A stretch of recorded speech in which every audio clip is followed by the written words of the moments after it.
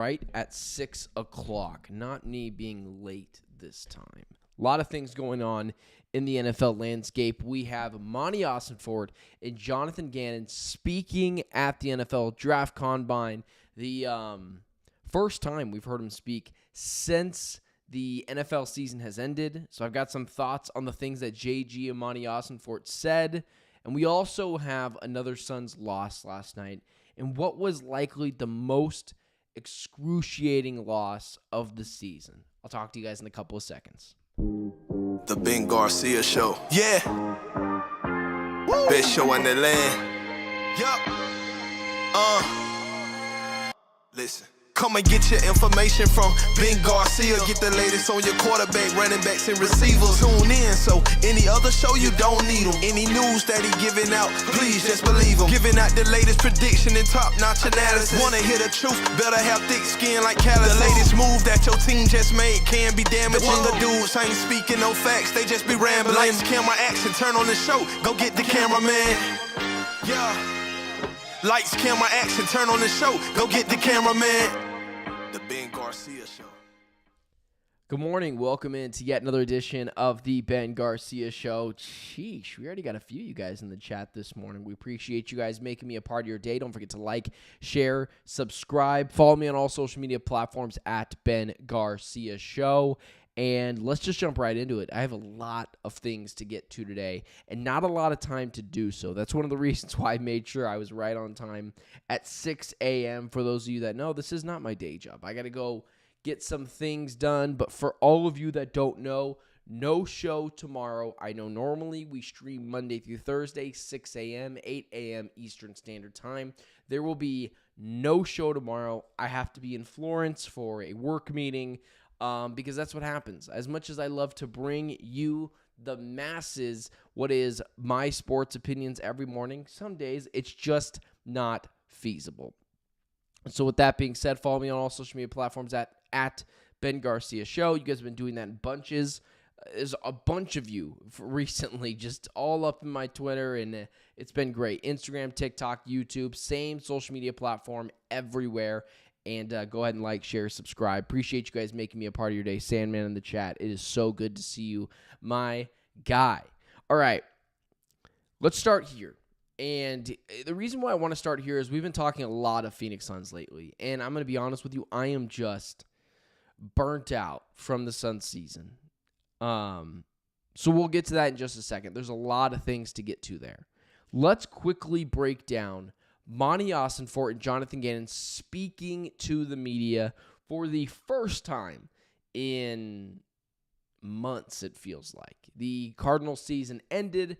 There was no media availability. Now there is. Those two guys spoke, and they had some sort of interesting things to say. And it felt like two kind of guys on opposite ends of the aisle. So let's just break it down. Not necessarily crazy opinions on this one, but let's just break down some of the things they said. And first, the most important one was the Kyler Murray quarterback top. And why I found that one so interesting, because Jonathan Gannon, on one hand, was ready to say that Kyler Murray was going to have an insane breakout season in 2025. Not necessarily breakout, but he's going to be incredible. He did not waver on his support of Kyler Murray. And then Monti Ossenfort kind of left the door cracked open just a little bit for his ability to potentially come and allow another player in to that quarterback room. Whoever that might be, a veteran, a guy that they draft. And I thought that was interesting. Because you had on one side Jonathan Gannon giving a vote of confidence to his guy. And you had on the other hand Monti Ossenfort not necessarily going against their quarterback, and it could have been as simple as coach speak. And what I mean by that is just hardcore media training. You say a lot, but in reality, you say nothing. But I did think it was interesting that Monti didn't say things like, yeah, definitely not in the first round. Yeah, definitely not in the second round. It means that they're open to everything. And it shows me that in some ways, the Arizona Cardinals still have the ability to potentially go out and get another guy. So that was the first thing that was really interesting about Monti Ossenfort and Jonathan Gannon's pressers yesterday. Jonathan Gannon on one side was, yeah, we love Kyler. He's going to be incredible. He's going to be great next season. And on the other side, you had Monti Ossenfort, who was just continuously saying, I don't know. We'll see. And it could be just as simple as coach speak. And I don't think that's an insane thing to think. And this was all coming from our guy, Johnny Venerable, Bo Brock, really putting out all that information of Monti Ossenfort and JG to the masses. So credit to those two guys. Those guys do awesome work. Good dudes. I know them both. Friend of the channel. And then there was the next thing. The Marvin Harrison Jr. dilemma. Marvin Harrison Jr. was, in my opinion, a bit underwhelming in his rookie season. No, he was not bad. No, he was not a bust. None of those things. It just feels like at number 4 overall, you need to have a Justin Jefferson type of season. You need to be awesome, stellar, right away, I might add. And he wasn't that this year. But what was encouraging to hear was Monti Ossenfort saying this guy's in the building every single day trying to get better. I think that's a real key aspect to Marvin Harrison Jr. that I'm not sure we got a glimpse of. His ability to see what the Arizona Cardinals are doing and to match whatever it is, intensity, tenacity that he needs to bring to the table. And I believe he did that. Monti Ossenfort coming out and saying he's in the gym every single day. It shows me there is a little bit of a fire that didn't need to be light. It was already there for Marvin Harrison Jr. His ability to be in the gym, be around the team, continuously get better each and every day. Those are things I did worry about with Marvin. Not that he's a bad player, nothing like that. But I do wish we did see some of that fire that is obviously lit under him all season long. Marvin Harrison Jr. is not a bust. He's a good player. But at number 4 overall, he did leave some things to be desired on the table. It's not an indictment on him. It's not the fact that he's going to be awful. Nothing like that. But you do think Marvin Harrison Jr.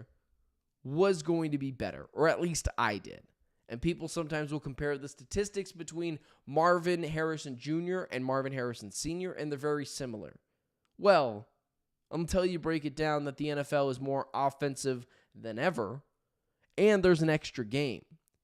So Marvin Harrison Jr. should, theoretically, that should be the baseline, is him tying his father in all those statistics.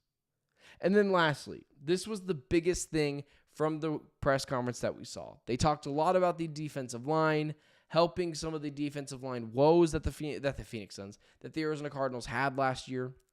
And our guy, Johnny Venerable, who's been a huge advocate on the Arizona Cardinals going after 2 particular guys. And this is what Johnny had to say. The general consensus here at the NFL Combine is that both Josh Sweat and Milton Adams will be available to hit the free agent market. Sweat is reportedly looking for around $18 million per year, while Williams could command over $20 million per year. Continued messaging on both players is highest bidder, and they will win their services. I find that very interesting because now you have a free agency class that the Arizona Cardinals are expected to be very active in.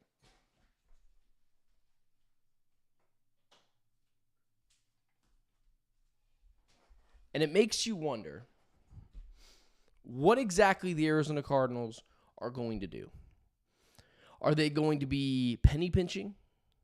Or are they going to be a team that is dead set on the guys that they want? You saw the Dallas Cowboys come out and say they're going to be selectively aggressive on who they go after in free agency, which is just a really fun way of saying they're going to be very frugal. Selectively aggressive is nonsense. So what are the Arizona Cardinals going to do? Are they going to spend willy-nilly? Or is there going to be a clear frugalness to this team?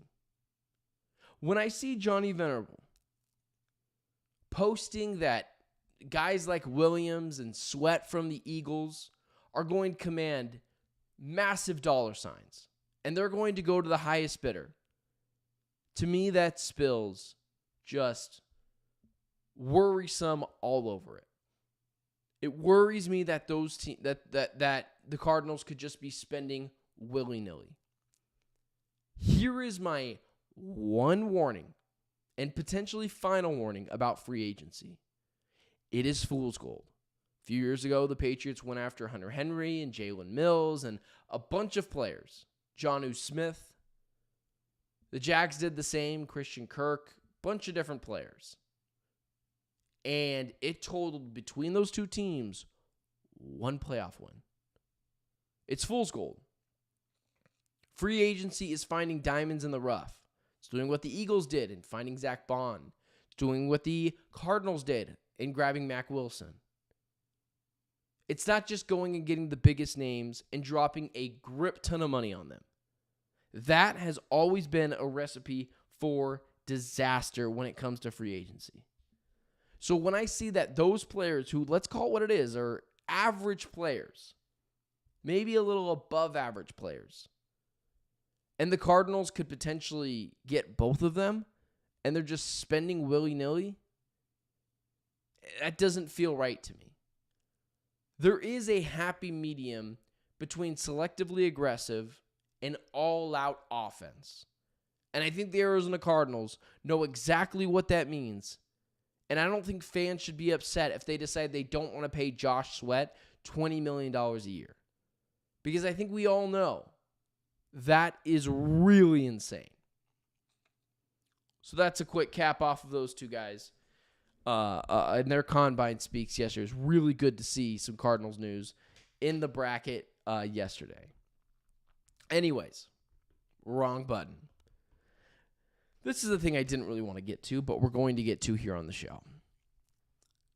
Let's start with the good. I was clearly wrong about Bol.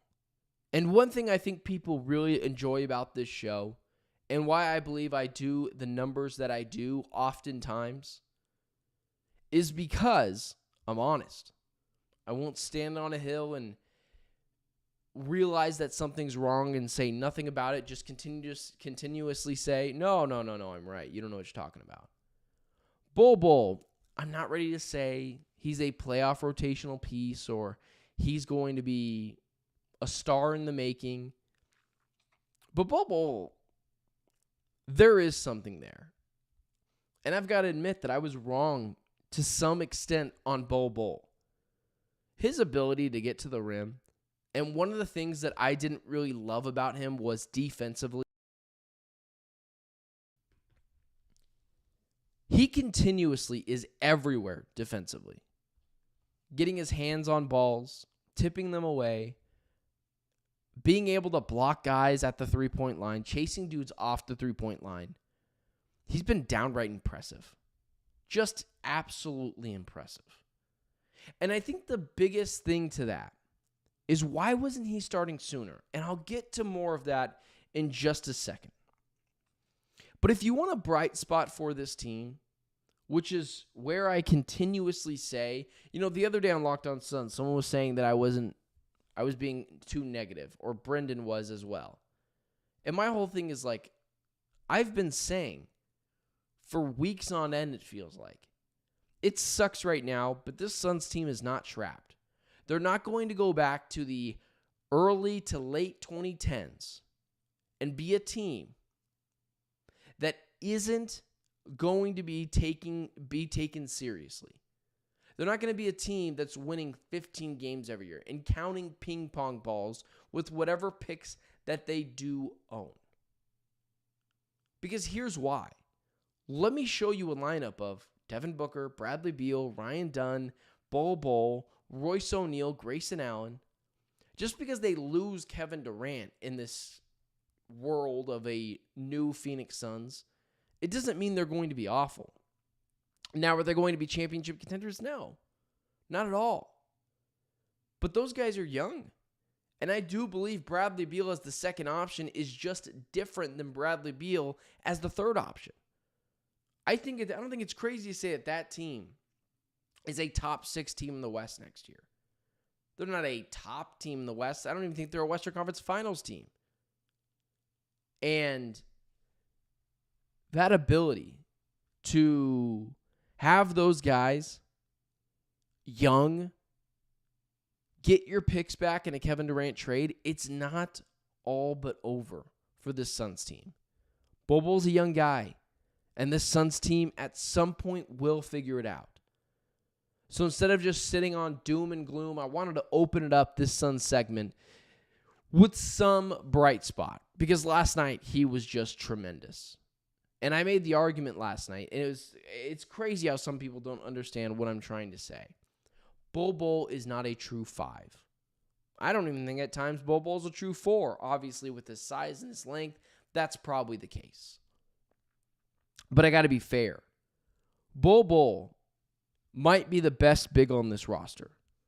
And it frustrates me with this front office, which I think is the first clear indictment on this front office, is that they had a guy on their bench who was better than the alternative, Nurkic, Mason Plumlee, and they weren't playing him. And instead of playing him and using those assets for Nick Richards and other picks on a wing, Dorian Finney-Smith comes to mind, they left him on the bench. And they went and got Nick Richards. And now Bol Bol is doubling up on Nick Richards' minutes. Yeah, he's not a true 5. But I don't know if Nick Richards is better at the 5 than Bol Bol is now. And then it also leads me to this, my final point of the show. People have continuously went after Mike Budenholzer and his ability to coach this team and why he has clear deficiencies running an offense or keeping a team together, leadership, whatever that may be. I think the first real indictment on Coach Budenholzer is just plainly this. He had a weapon on the bench when this team was spiraling, and he didn't use him. Bol Bol has been a revolution for this team. Both from the three-point line, he's got a silky smooth touch from mid-range, especially on the baseline. Getting to the rim, big player, chasing dudes off the three-point line, playing stifling defense. He has been a revolution. And I'm not at every practice. Budenholzer is. He sees what Bol Bol has been doing. Why isn't he playing more? Being a head coach means being a talent evaluator. And Budenholzer, that is the first clear indictment of him. Seeing a guy like Bol Bol on the bench and Nurkic, who's playing right now, and you didn't see the clear difference between the two? I know Bol Bol's not a true 5. Just throw that out the window. Nothing on this team makes sense right now. Next year, sure, get a true 5, and we won't even discuss Bol Bol ever playing the 5. But small ball or whatever it is you want to go to, a team that runs the floor a bit. Last night, of course, Sandman, I agree with you, wasn't coaching. They just lost because the opposing team scored 150 points, which defensively, I kind of thought this is what we were going to get last night 4 months ago with this Suns team.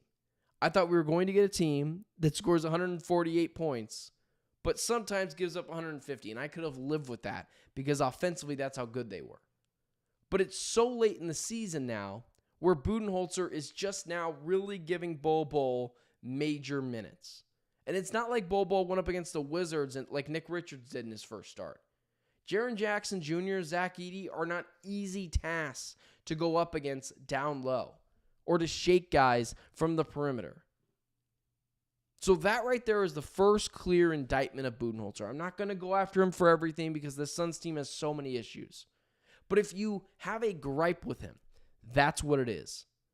Letting a guy like Bol Bol, who's clearly talented, who has clearly taken a step up in his game, who clearly is looking for a spot in the rotation, and you didn't put him in the lineup.